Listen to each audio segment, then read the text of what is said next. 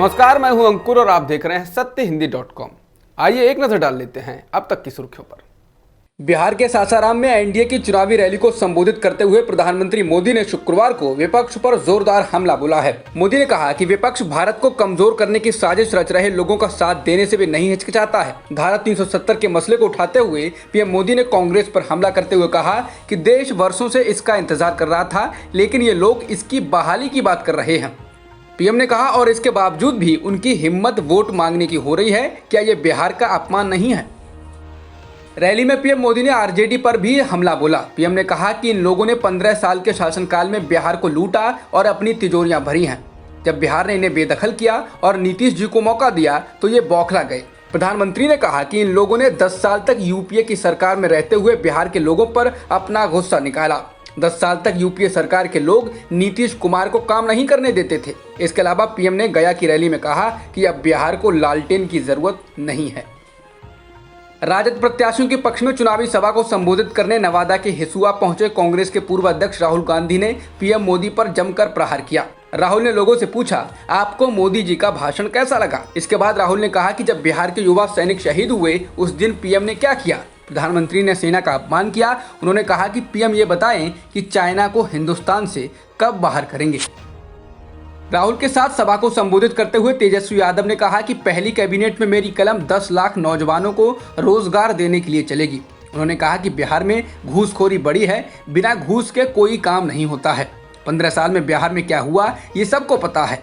जिनके पास रोजगार था उनसे भी मोदी नीतीश ने छीन लिया। तेजस्वी ने कहा कि नीतीश जी से बिहार संभलने वाला नहीं है। उन्होंने कहा कि जिसने 15 साल काम नहीं किया उसे 5 साल क्या देना। अमेरिकी राष्ट्रपति ट्रंप और उनके प्रतिद्वंदी जो बाइडेन के बीच राष्ट्रपति चुनाव से पहले शुक्रवार की सुबह दूसरी और आखिरी बहस हुई। इस दौरान पीएम मोदी के दोस्त ट्रंप ने एक बार फिर भारत को निशाने पर ले लिया। उन्होंने रूस और चीन के साथ भारत को भी गंदा कहा। ट्रंप ने कहा कि जलवायु परिवर्तन से लड़ाई में भारत, रूस और चीन का रिकॉर्ड खराब रहा है। ट्रंप ने कहा कि भारत, चीन और रूस को देखिए, उन्होंने हवा ज्यादा खराब की है, वो इसकी लड़ाई में रिकॉर्ड खराब कर रहे हैं।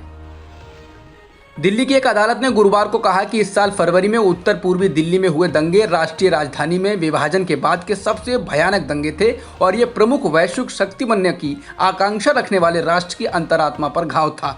जनसत्ता के मुताबिक अदालत ने आम आदमी पार्टी के पूर्व पार्षद ताहिर हुसैन के 3 मामलों में जमानत याचिका को खारिज करते हुए ये टिप्पणी की।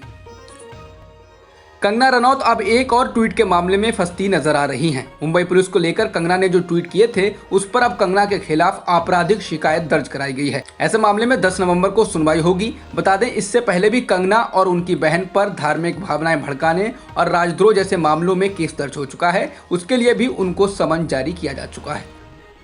हाथरस घटना के बाद गाजियाबाद के करेरा में कथित तौर पर 236 दलितों के बौद्ध धर्म अपनाने की बात अभी प्रशासन मानने को तैयार भी नहीं है कि और भी दलित परिवारों ने धर्म परिवर्तन की चेतावनी दे दी है।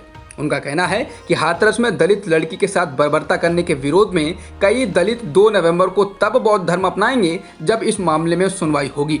लेकिन इस बीच एक विवाद ये है कि पुलिस और प्रशासन धर्मांतरण की बात नहीं मान रहे हैं। इस मामले में FIR भी दर्ज की जा चुकी है।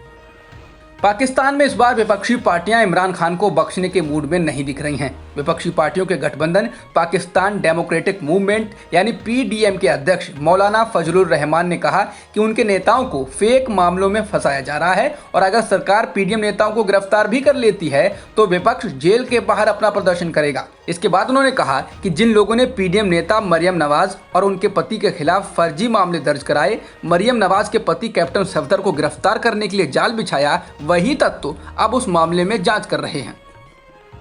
भारत में एक दिन में 54,000 से अधिक कोरोना संक्रमण के मामले आए हैं और 690 लोगों की मौत हुई है। इसके साथ ही देश में संक्रमितों का आंकड़ा 77,61,000 के पार हो गया है और मृतकों की संख्या भी 1,17,000 के पार हो चुकी है।